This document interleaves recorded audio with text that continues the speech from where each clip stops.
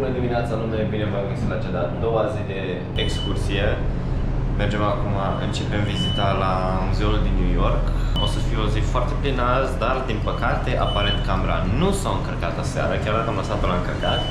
Și o să am doar o baterie astăzi pe care trebuie să o folosesc cu grijă, deci da, nu o să fie deloc amuzant, așa că o să încerc să prind cât mai multe cadre, o să încerc să mă prind cât mai puțin pe mine vorbind și să vă arăt cât mai mult vouă împrejur. Sper să ne distrăm, să fie o zi plină de aventuri și revenim de la muzeu.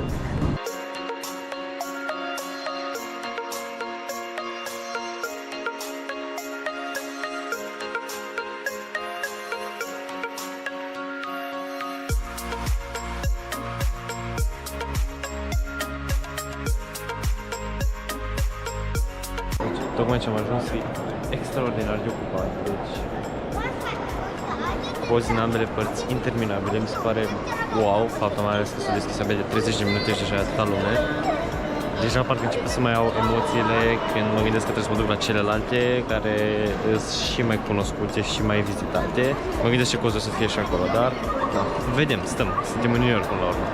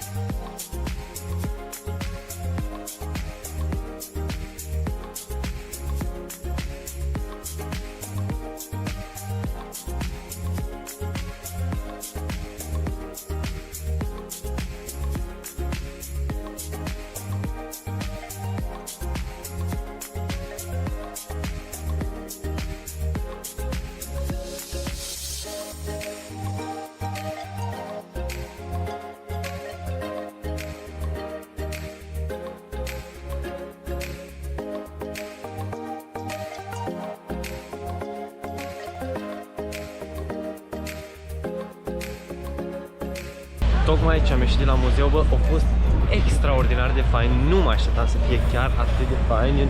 Au avut efectiv tot ce se putea de când s-a înființat universul ăsta până la dinozauri, la cele mai mici molecule și din nou la univers. Deci a fost chiar super wow și au fost numai $300, dar ce am stat 4 ore, cred că și un pic în el, ca să pot și să apuc să vizitez totul, dar și-au meritat fiecare bani. Acum o să mergem mai departe la Empire State Building, o să încerc să vorbesc cât mai puțin, că aparent și a bateria pe care credeam că am full încărcată, nu aveam neapărat full încărcată, era doar jumătate, deci chiar sper să nu mi se termine bateria în mijlocul zilei și să apuc să filmez tot ce pot astăzi, așa că ne revedem de la Empire State Building.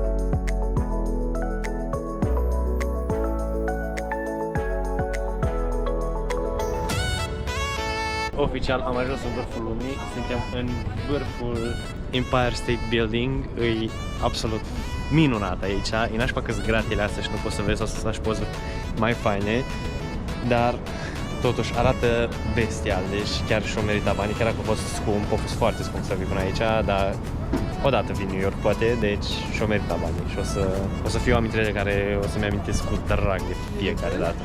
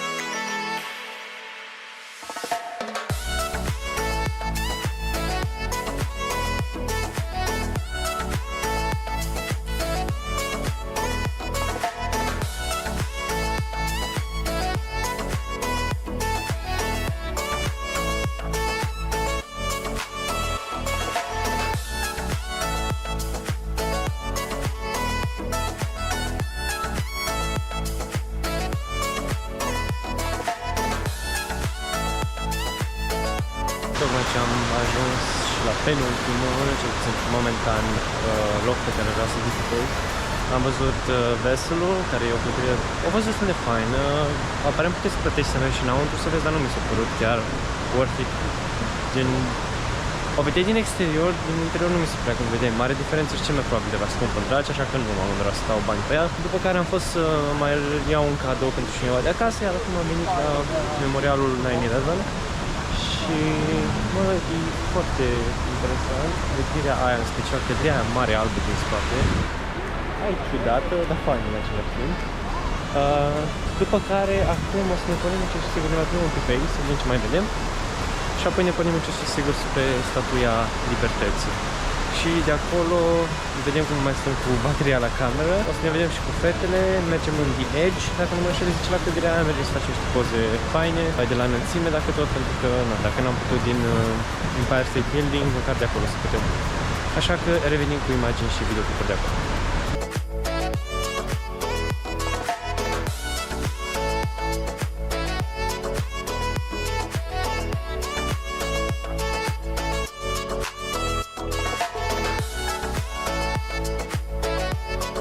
Aparent ne-am luat mare țeapă la stadiul Libertății închis, închiderea la 4:30, nu deci toate toate obiectivele turistice, mi se pare un pic ciudat, dar asta este, așa că ne-am văzut că mergem și mâncăm acum, pentru că se rup de gură de foame, n-am mâncat absolut nimic toată ziua.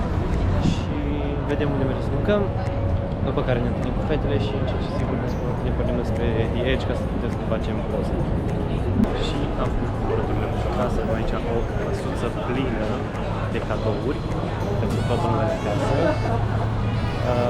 Acum dăm încet spre The Edge, fetele au luat mașina și am zis că ne întâlnim acolo. Am venit să facem niște poze care foarte faine și plecăm în Washington DC și o să fie un drum de lung și dus și întors, după care încet, pe ziua de mâine ne îndreptăm spre casă.